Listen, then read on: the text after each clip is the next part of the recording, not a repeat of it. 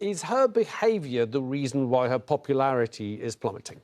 What behaviour? Okay, listen, let me just level set. Well, there was the whole car chase thing, the podcast thing. Let me just level set here, okay, Alexis? Okay, let's understand this. Where's the camera? People, listen to me very carefully, because I shall say this only once. Nobody gives a flying flamingo how you feel about Meghan Markle. Broke into a sweat there. I'm sorry, but her popularity was never high in the first place. If it's gone down by 2% or another 5%, Meghan doesn't care. Nobody cares, because the foundation upon which this dislike is built on is absolutely ridiculous. I mean, she has been quiet since January 2020, I think since their documentary in November. It is Harry that came out with his book in January. It is Harry that was doing the string of, interviews around the world. It's Harry that's, constantly in the papers now because of the legitimate action it's taking against the papers. She said absolutely nothing, and you still don't like her. The problem here is not Meghan Markle. The problem here is you. So leave the woman or take her name out of your mouths. Thank you. I'm still wasting my time. Andrew, would you like to address our viewers?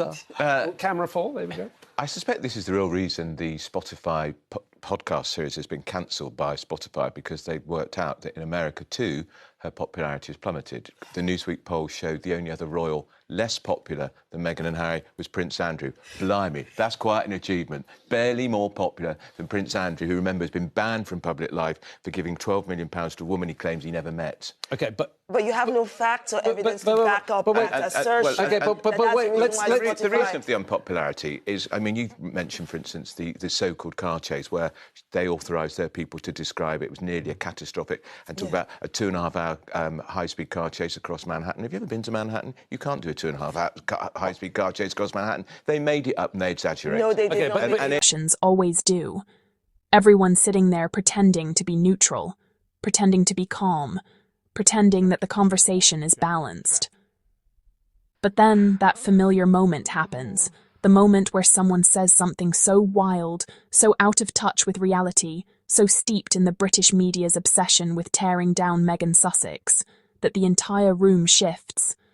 And this time, it's the claim that Meghan of all people, is barely more popular than Prince Andrew. It's the kind of statement that doesn't just fall flat, it drops like a brick through the floor. You can practically hear the producers behind the cameras inhale sharply, and then Dr. Shola Shogbamimu steps in.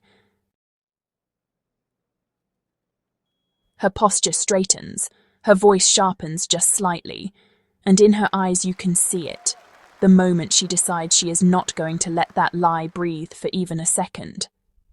She looks across at the commentator making this bizarre claim, and without raising her voice, without theatrics, she delivers the truth with that steady, cutting clarity she is known for. She reminds him, and everyone watching, that the problem isn't Meghan. The problem is you. The problem is the environment that created this kind of twisted perception in the first place. The problem is the people who are so desperate to demonize a woman who has done absolutely nothing but exist with grace, intelligence, and independence. Dr. Shola dismantles the claim point by point, not out of anger, but out of responsibility. She makes it clear that comparing Meghan Sussex, an accomplished woman, a mother, a philanthropist, a humanitarian, to a man whose scandals have stained the monarchy in a way no PR spin can ever wash away, is not just intellectually dishonest, it's morally bankrupt.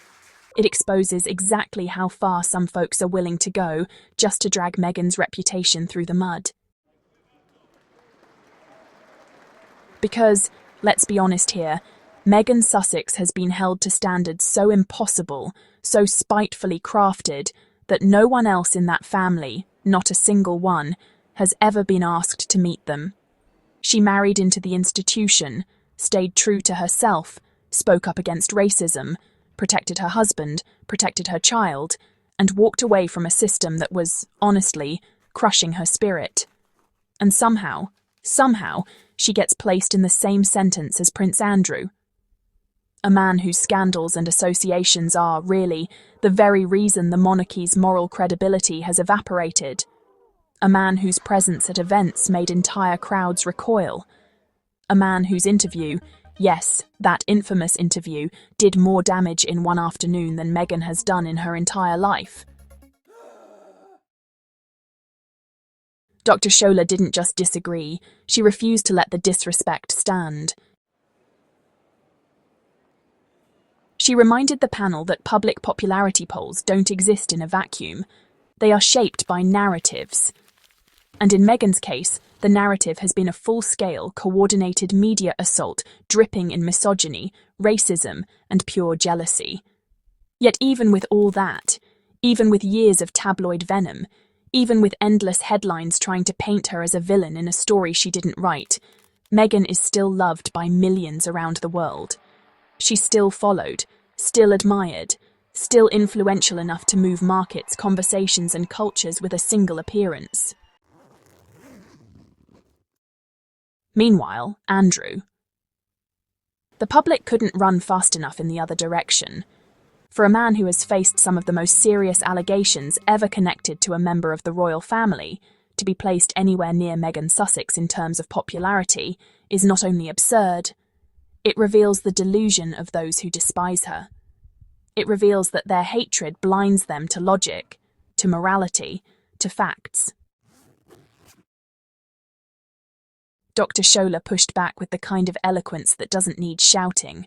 She spelled out the truth.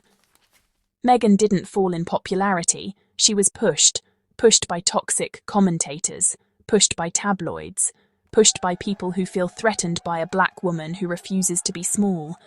And you know, even after all that pushing, even after all that character assassination, Meghan still sits in a place where the world watches her, celebrates her, and respects her.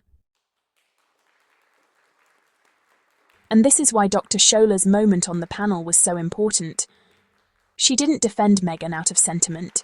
She defended her because Meghan is owed fairness, dignity, and truth. Meghan has spent years being compared to people she has nothing in common with, being blamed for actions she didn't commit, being vilified for simply living authentically. And Dr. Shola finally said the part out loud that so many have been whispering. The issue isn't Meghan. It's the people who project their biases, insecurities, and outdated expectations onto her. As she spoke, you could see the commentator who made the Prince Andrew comparison trying to shrink into his chair. You could see the discomfort, the scrambling, that sudden realization that his argument wasn't just flimsy, it was embarrassing. Because honestly, how do you defend equating a humanitarian mother who built her career on advocacy and service with one of the most disgraced figures in modern royal history? You don't. You can't. Not without exposing your own bias. And that's what Dr. Shola forced the panel to confront. Meghan Sussex's story is not one of scandal. It's one of survival. It's, honestly, one of resilience. It's about stepping into an institution designed to swallow you whole and choosing instead to walk out with your head held high. It's a story of building a new life where her children are safe, her voice is free, and her purpose is no longer dictated by palace politics. Contrast that with Andrew's legacy, and, well, the difference is so vast it's almost laughable that anyone tried to place them on the same scale. Meghan represents modernity, compassion, change. Andrew represents the decaying shadow of old royal entitlement. One symbolises a future where accountability and transparency matter. The other symbolises everything the public is tired of forgiving. So when Dr. Shola spoke, she wasn't just defending Meghan. She was defending truth. She was defending integrity. She was defending the right of a woman to exist without being smeared to prop up a narrative of royal martyrdom that honestly never made sense in the first place. By the time Dr. Shola finished, the air in that studio felt different, not because she shouted, but because she held a mirror up to the nonsense. She exposed the flimsy foundation beneath the Meghan hate machine. She reminded everyone that Meghan Sussex has already outgrown the monarchy, outgrown the critics, outgrown the smear campaigns. And, you know, no desperate comparison to disgraced figures will ever change her impact, her influence, or her legacy.